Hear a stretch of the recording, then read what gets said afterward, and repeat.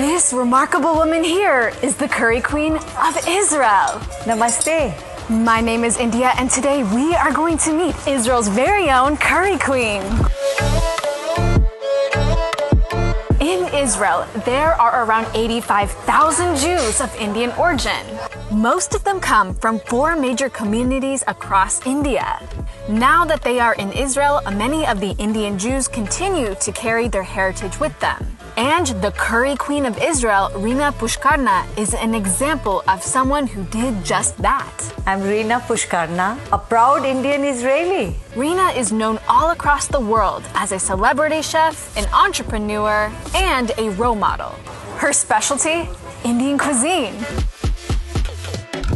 She is the founder of the famous tandoori restaurant chain in Israel, introducing kosher Indian food to the country for the first time. And this here is Israel's favorite dish, chicken tikka masala.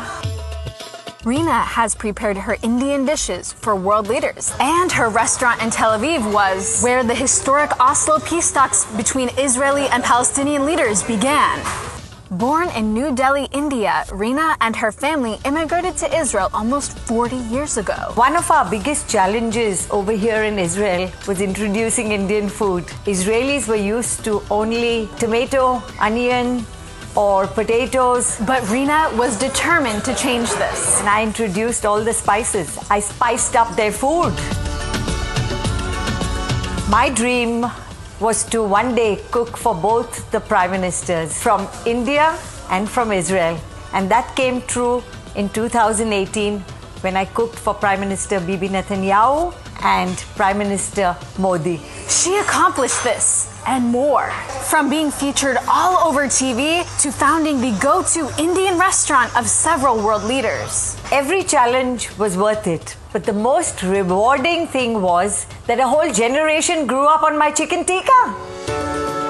Reena has curried favor with the people of Israel, who now come from all over the country to try her food.